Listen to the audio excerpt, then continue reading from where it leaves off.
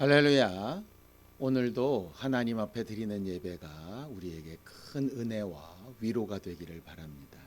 함께 기도하시겠습니다. 하나님 아버지, 오늘도 하나님 앞에 은혜로 위로와 소망을 얻게 되어지기를 원합니다.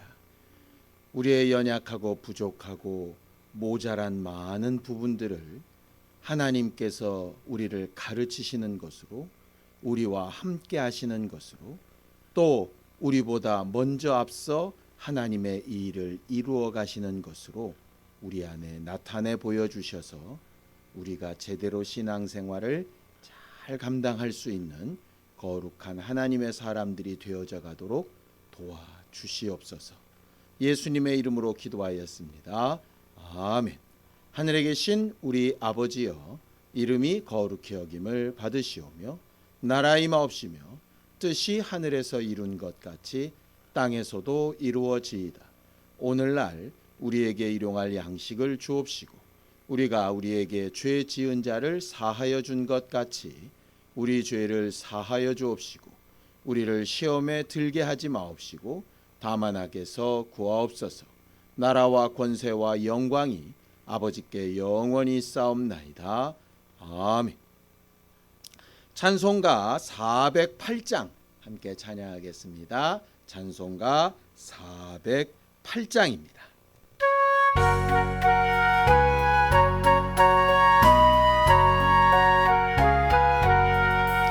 나 어느 곳에 있든지 늘 마음이 편하다. 주 예수 주신 평안함 늘 충만하도다.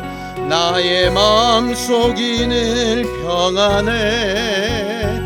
나의 마음속이 늘 평안해. 악한 죄 파도가 많으나 마음이 늘 평안해.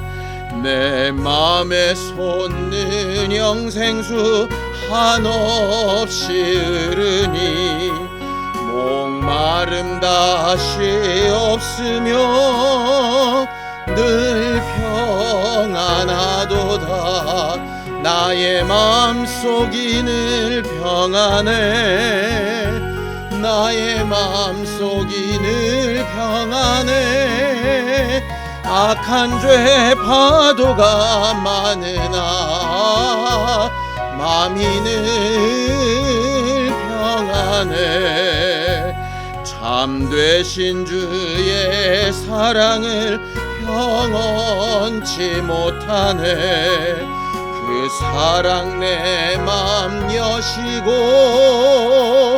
소망을 주셨네. 나의 마음속이 늘 평안해. 나의 마음속이 늘 평안해. 악한 죄 파도가 많으나 마음이 늘 평안해. 주 예수 온갖 고난을 왜 몸소 당했나. 주 함께 고난 받으면 멸류관 없겠네. 나의 마음속이 늘 평안해. 나의 마음속이 늘 평안해. 악한 죄 파도가 많으나 마음이 늘 평안해.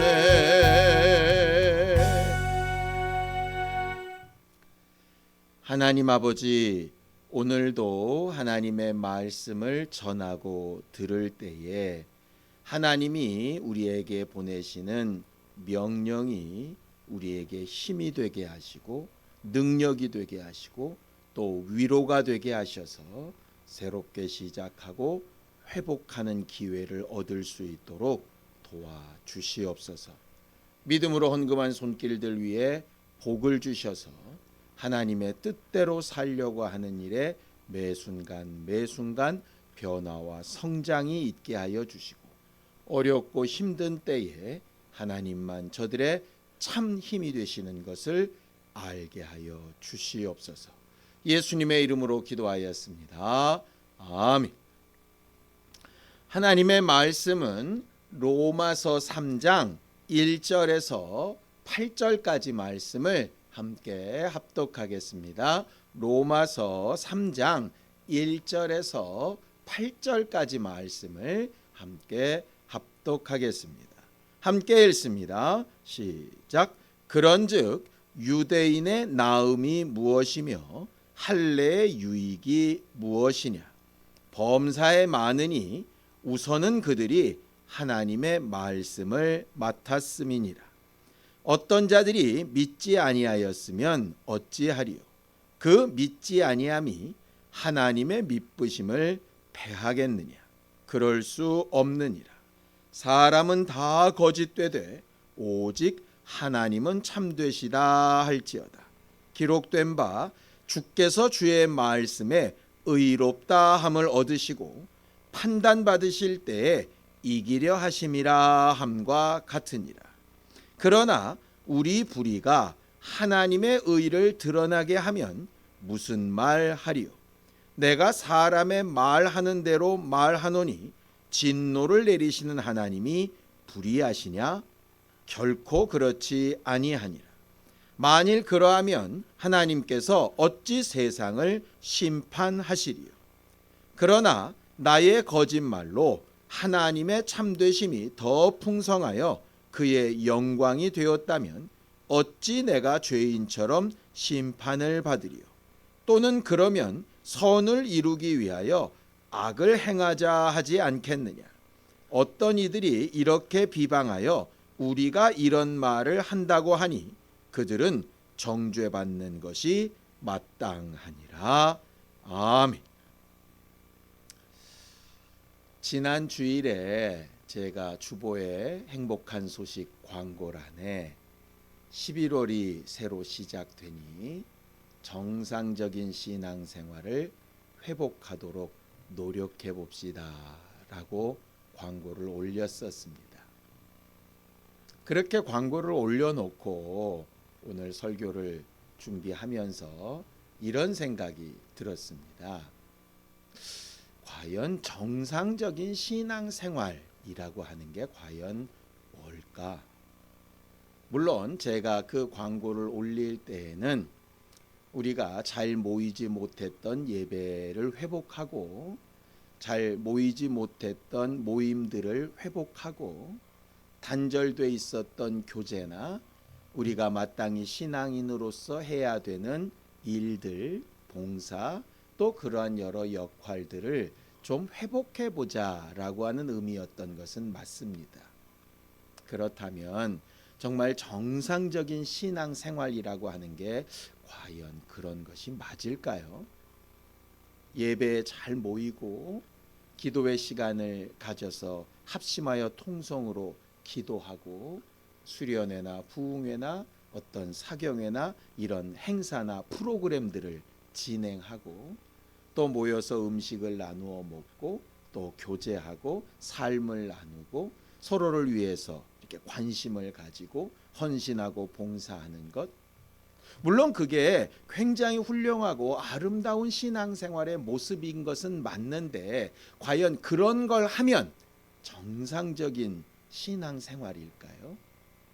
반대로 그런 걸 하지 못하는 상황이 되면 비정상적인 신앙생활일까요? 제 자신이 그렇게 광고를 올려놓고 제 스스로 질문에 빠졌습니다. 나는 물론 그런 의도로 광고를 올렸지만 정말 그렇게 말하는 것이 맞을까? 라고 하는 생각인 거죠. 그래 놓고 말씀을 이렇게 찾아보게 됐습니다. 진짜 하나님이 생각하시는 정상적인 그리스도인, 정상적인 신앙생활, 하나님께서 바라시는 가장 모범적이고 가치 있는 신앙생활의 모습은 과연 뭘까? 그래서 찾은 말씀이 이 말씀입니다.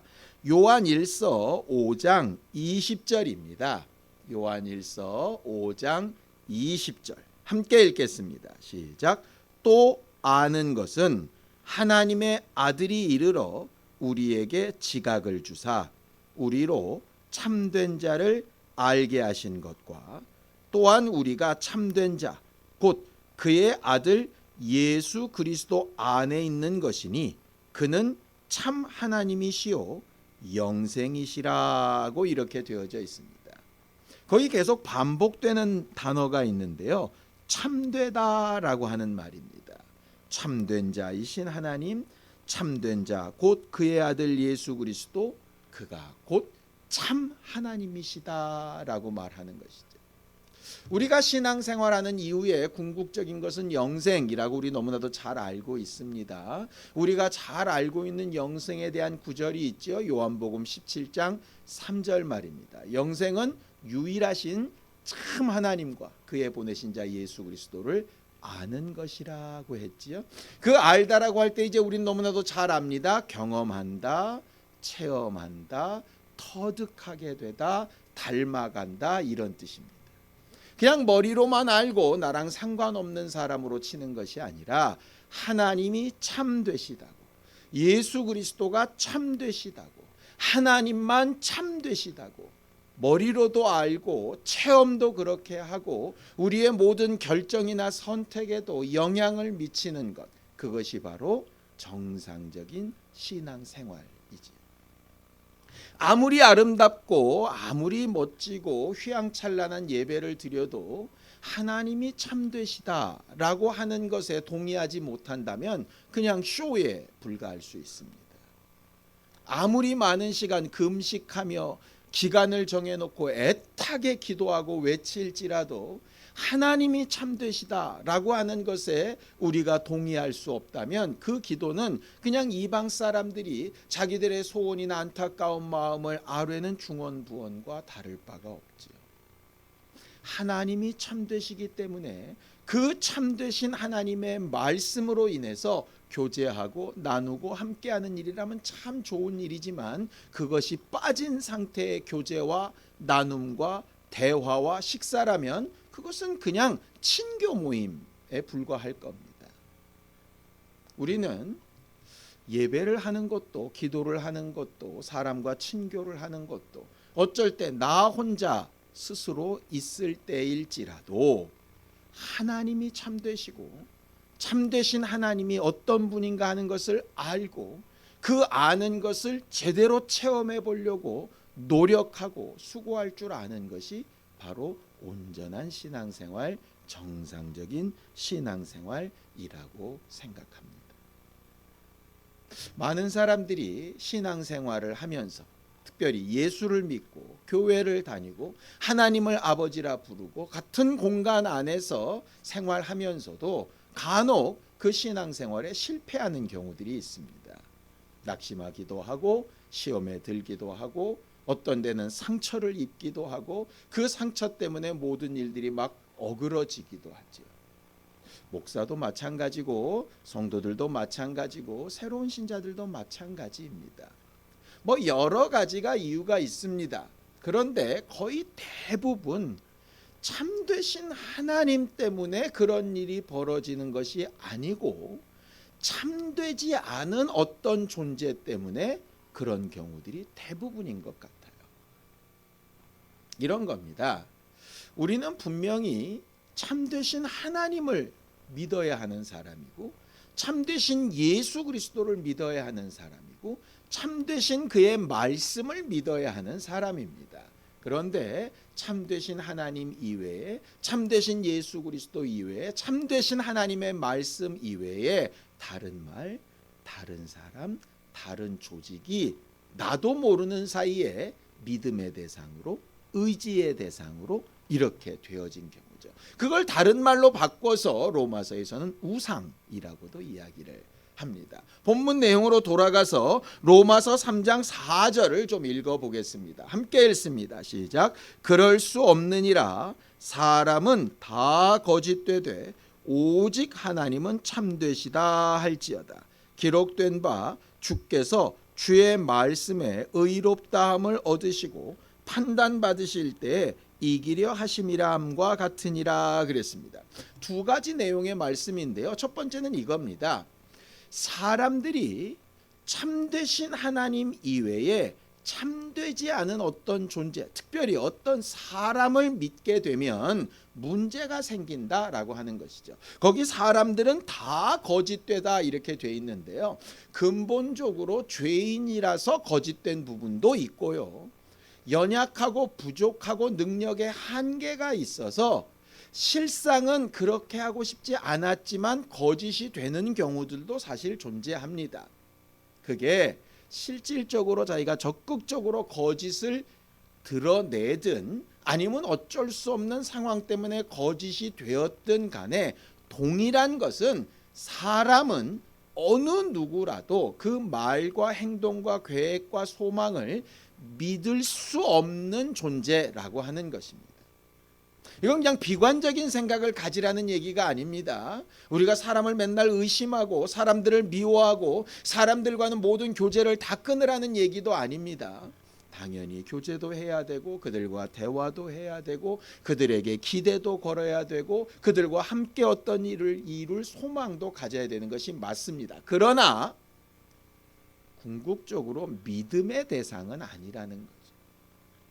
사람에게나 그들의 말이나 행동에 실망하게 되고 뭔가 부족함이 느끼게 될 때에 왜 그런 거야? 어떻게 저럴 수가 있어? 라는 반응이 나와야 되는 것이 아니라 사람이니까 그럴 수 있어. 내가 그를 완벽하다고 착각한 잘못 때문이야 라고 인정하는 것이 옳다라는 겁니다. 그냥 우리 마음의 승리를 위해서 그렇게 하라는 것이 아니고요. 성경은 대놓고 그렇게 말하고 있습니다. 그러면서 뭐라고 얘기합니까? 하나님만 참되시다. 하나님만 믿을 수 있고 하나님의 말씀만 확실하며 하나님의 계획만 온전하시다.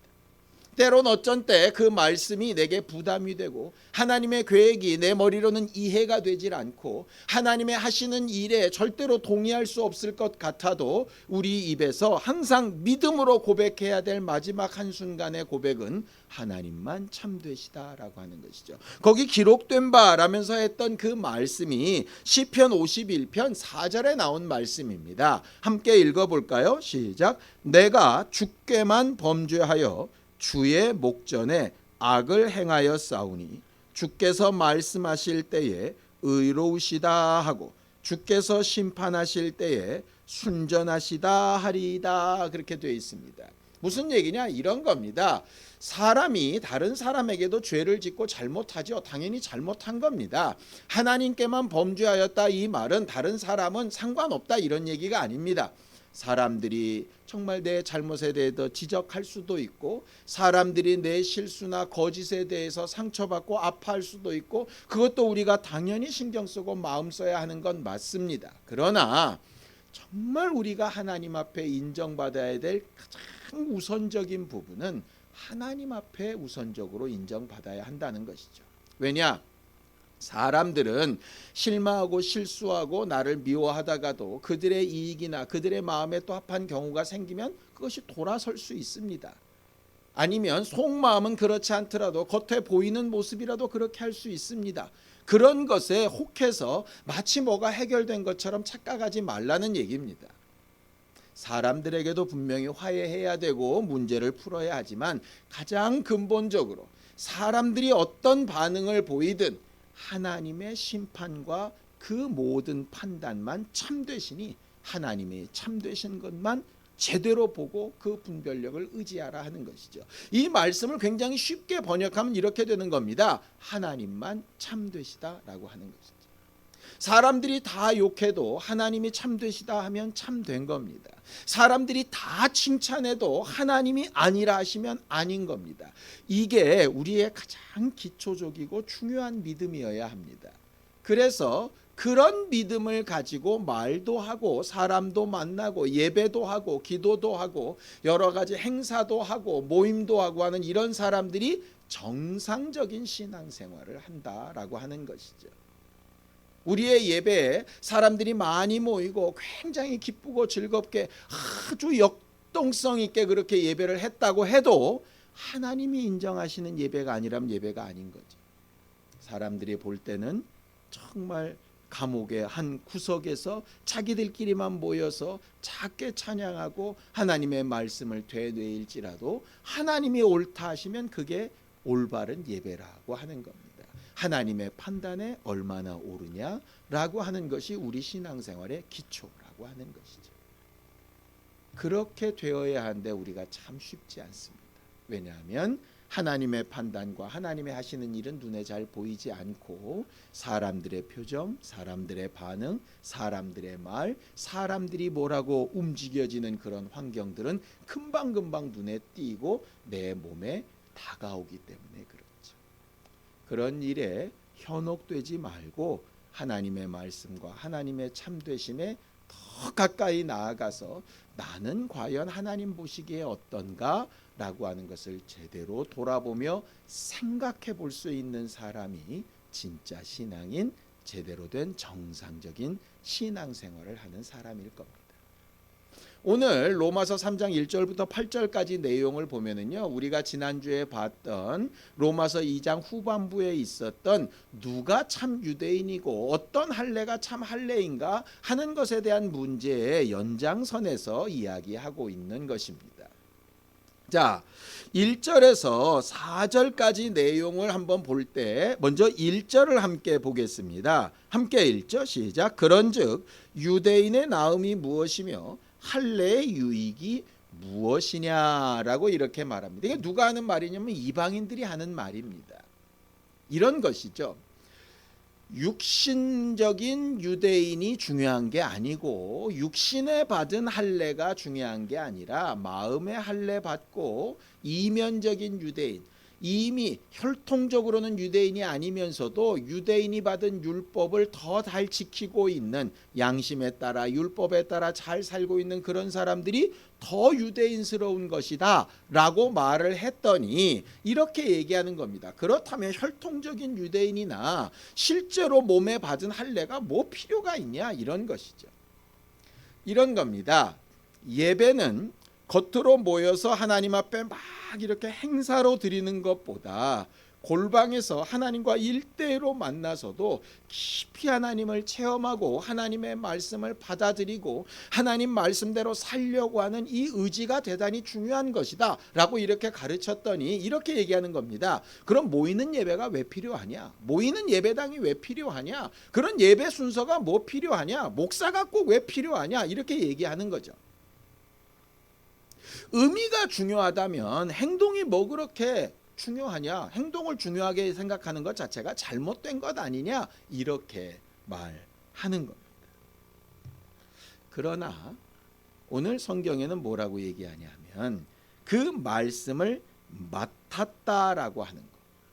하나님께서 실제로 하신 말씀과 또 하나님의 마음과 생각을 미리 맡아서 유대인의 혈통을 통해서 또 할례의 형식을 통해서 율법을 지키는 어떤 행태를 통해서 그 말씀을 맡아서 계속 전달해주고 전달해주는 그런 역할을 한다는 점에서 굉장히 중요하다라고 이렇게 얘기하는 거죠. 우리가 마음속으로 깊이 예배할 수 있습니다. 우리가 나 혼자 스스로 하나님을 대단히 사랑할 수 있습니다. 그러나 이것이 겉으로 표현되지 않고 전달되지 않으면 그게 나만의 문제이고 내게 맡기신 생명과 하나님의 말씀을 전달할 수 있는 방법이 없게 되어집니다. 우리가 모여서 예배하고 함께 모여서 기도하고 모여서 교제하고 어떤 행사나 프로그램을 하고 하는 것은 그렇게 행동하는 것 자체가 대단한 신앙생활이기 때문이 아니라 그런 모임이나 그런 행동이나 그런 행사나 그런 겉모습을 통해서 우리가 알고 있는 참 하나님, 우리가 믿고 있는 참 하나님을 전달할 수 있고 나눠줄 수 있는 계기가 되기 때문에 중요한 겁니다. 나 혼자라면 굳이 그런 게 필요 없죠. 내 신앙생활 혼자 잘할 거라면 그런 게 필요 없습니다. 그래서 이런 겁니다. 나 혼자 신앙생활 잘하고 내 믿음 잘 지키면 남과 상관없이 살려면 사실은 교회가 필요가 없습니다. 그냥 자기가 믿는 만큼, 자기가 깨닫는 만큼, 자기가 은혜 받은 만큼 그냥 자기 혼자 살면 됩니다. 근데 하나님께서 왜 두 사람이 모이고 두세 사람이 모이고 함께 공동체를 이루고 그렇게 하라고 하셨을까요? 서로에게 전달되고 나누고 영향을 미치고, 어쩔 때는 그게 부담이 되기도 하고 또 짐이 되기도 하고, 어쩔 땐 그게 고난처럼 여겨지기도 할지라도, 그런 걸 통해서 하나님께서 우리에게 맡기신 참되신 하나님의 마음이라고 하는 것이 중요하다라고 하는 것이죠. 부모가 돼보면 자녀를 책임지고 그들을 위해서 뭔가를 해야 되는 것이 얼마나 힘들고 어려운 일이라는 걸 알게 됩니다. 그런데 부모가 되기 이전에는 그저 막연한 짐처럼만 여겨졌던 것이, 실제로 부모가 되어 경험해 보면 분명히 어렵고 힘든 짐인 것은 맞는데, 왜냐하면 구약에 있는 가족이란 뜻의 권속이라는 말이 짐이라는 뜻이 있거든요. 맞기는 맞는데 그냥 힘들고 버려버리고 싶은 짐으로 끝나는 게 아니라, 그것으로 인해서 하나님의 마음도 알게 되고 남을 사랑하는 마음도 알게 되고, 내 스스로 만족하는 것보다 내 자녀가 만족하는 것에 더 큰 만족감을 느끼는 알 수 없는 그런 하나님의 심정과 하나님의 뜻을 알게 되어지는 기회가 됩니다. 마치 함께 모여서 하는 형식처럼 보이는, 쓸데없는 모양처럼 보이는 그런 것들이 하나님의 마음을 더 잘 알게 하고 하나님이 우리에게 맡겨두신 것들을 더 잘 알게 하는 유익함이 있다라고 하는 것이죠. 이방인들은 유대인들이 하나님의 율법이나 자기들의 행실을 막 중요시하는 것이 별로 마음에 들지 않습니다. 자유롭게 자기 마음대로 막 하고 싶은데, 그래도 은혜 받고 신앙생활하는데 별 문제가 없을 것 같은데, 유대인들은 유달리 자꾸 어떤 형식이나 원칙을 따지니 자꾸 자기들만 잘났다고 하는 것에서 비난하는 겁니다. 신앙생활 행태에 그런 경우들이 굉장히 많이 있지요. 자유스럽고 자기 마음대로 해도 내가 예수 믿고 구원받는 데에는 문제가 없지 않느냐라고 하는 말을 합니다. 맞습니다. 사도 바울도 똑같이 얘기를 합니다. 내가 시장에서 파는 무엇이나 내가 먹을 수 있는 권리가 있고 자유가 있고, 그것으로 인해서 내가 죄를 짓는 것이 결코 아니다. 그러나 내가 그렇게 자유하게 행동하는 것 때문에 어느 누군가가 예수를 알고 믿고 구원을 받게 하는 일에 방해가 된다면 나는 일생 동안 고기를 먹지 않겠다. 왜냐? 내가 고기를 먹고 내 마음대로 사는 자유로 느끼는 기쁨보다 한 영혼이 참되신 하나님을 알고 하나님 앞에 돌아가는 것이 훨씬 기쁘다라고 하는 사실을 내가 알았고, 그렇게 안 그 마음이 바로 참되신 하나님의 마음이기 때문이다 라고 그렇게 가르쳐 말하고 있는 것이죠. 오늘 로마서 3장 1절에서 4절까지 나와 있는 말씀이 바로 그런 것입니다. 그래서 그런 원칙을 막 고수하다가 결국은 예수를 믿지 않고 구원을 받지 못한다면 어떻게 되는 것이냐? 어쩔 수 없는 것이다. 왜냐? 더 중요한 마음의 생각과 하나님을 마음으로 받아들이는 일을 하지 못하는 형식이라면 무익한 것이기 때문에 그렇습니다. 그러나 마음이 있고 깨달은 것이 있고 체험한 것이 있고 하나님이 참되시다는 것을 알고 있으면서 하는 행동들이라면 분명히 의미가 있고 거기에는 그만한 가치가 있다라고 말하는 것이죠. 반대의 이야기도 있습니다. 자, 5절부터 8절까지 내용 중에 5절을 함께 읽어보겠습니다. 함께 읽죠. 시작. 그러나 우리 불의가 하나님의 의를 드러나게 하면 무슨 말하리요? 내가 사람의 말하는 대로 말하노니 진노를 내리시는 하나님이 불의하시냐라고 이렇게 얘기합니다. 이건 유대인들이 하는 말입니다. 유대인들이 뭐라고 얘기하느냐? 이방인들이 너희 유대인들 잘난 척 하는데 실상은 너희들이 예수를 잡아 죽인 것 아니냐? 예수를 핍박한 것 아니냐? 이렇게 막 얘기를 하는 겁니다. 그랬더니 유대인들이 이렇게 말을 하는 거죠. 잘 봐라. 우리가 예수를 핍박하고 십자가에 못 박여 죽였기 때문에 그 죽으심 때문에 너희가 구원받은 것 아니냐? 그러니 우리가 예수께 한 일은 궁극적으로 잘된 일 아니냐? 이렇게 얘기하는 겁니다. 그 뒤에도 있습니다. 7절에 보면 그러나 나의 거짓말로 하나님의 참되심이 더 풍성하여 그의 영광이 되었다면 어찌 내가 죄인처럼 심판을 받으리요. 유대인들은 이렇게 얘기하는 겁니다. 우리의 마음이 강팍해지고 우리가 남을 좀 악하게 하고 우리가 스스로 옳다는 것으로 좀 교만을 떨었다 치자.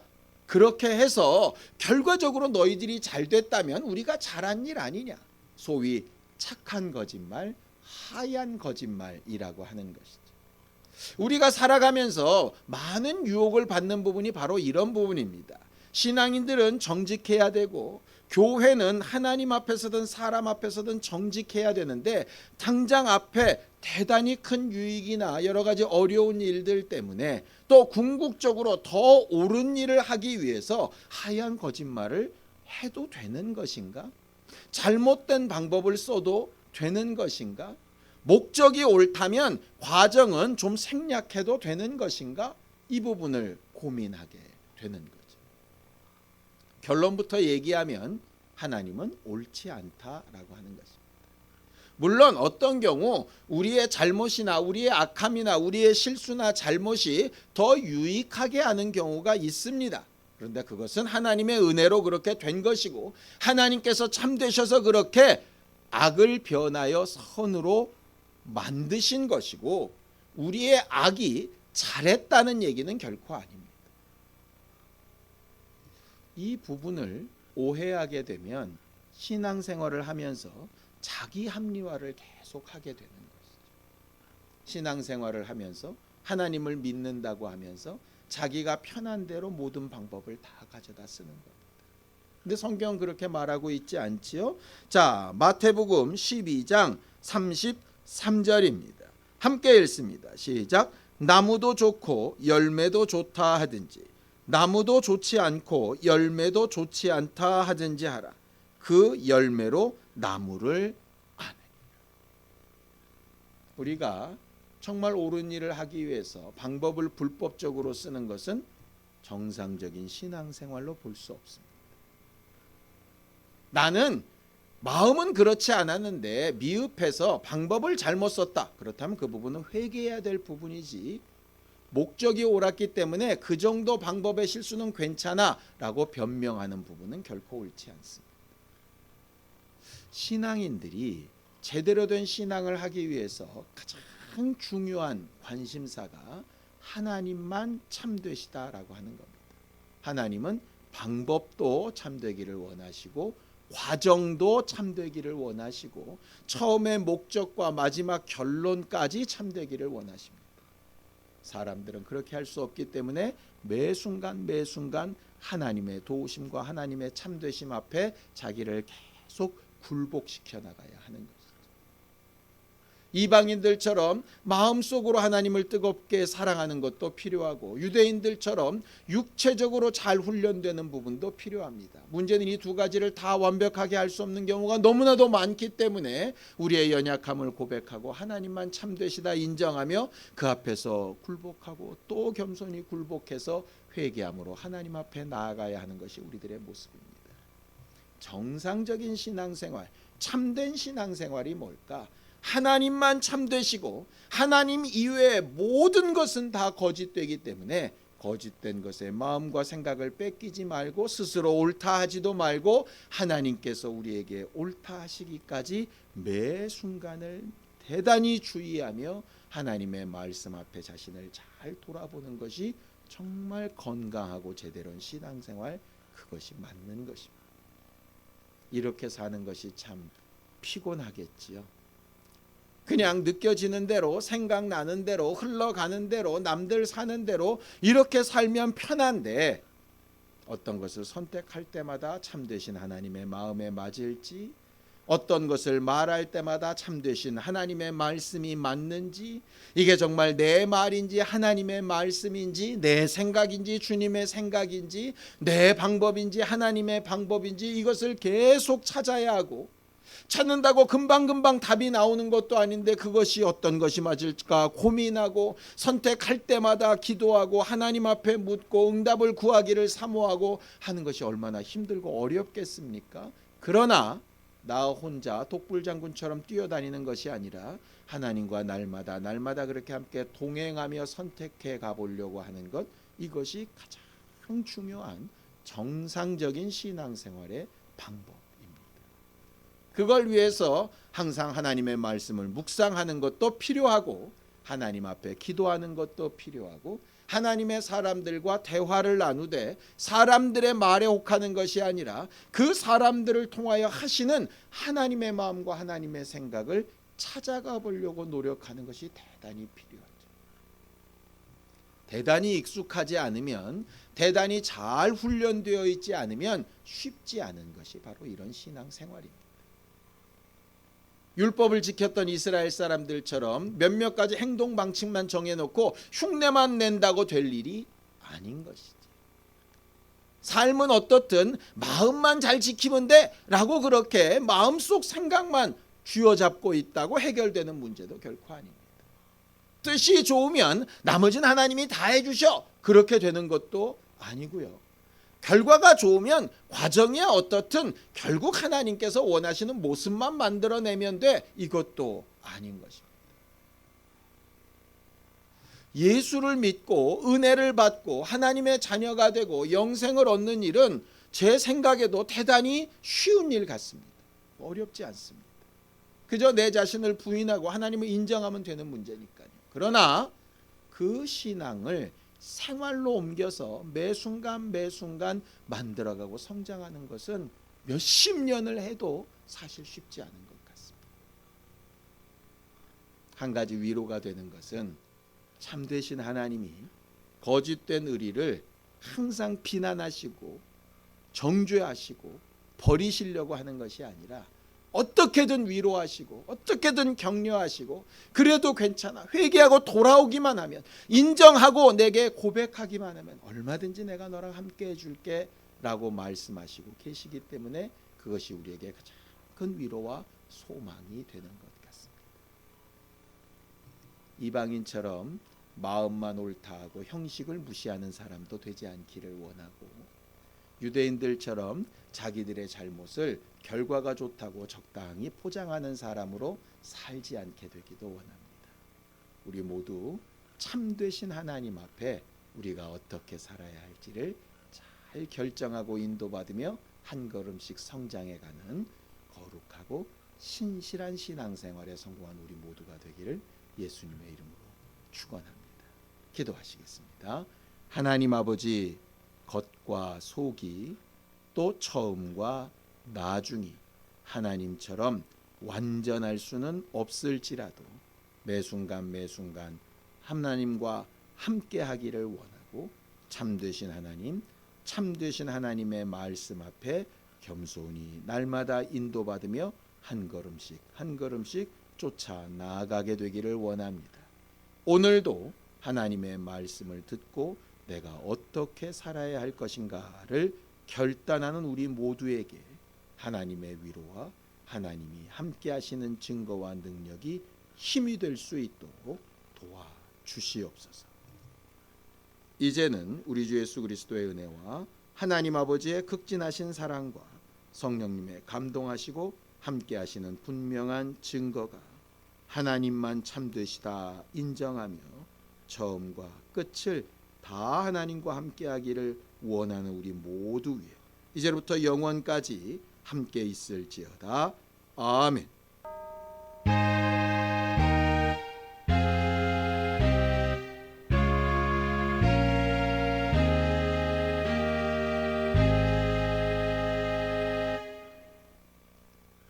우리 예배 받으신 하나님 앞에 감사하며 끝내겠습니다. 감사합니다.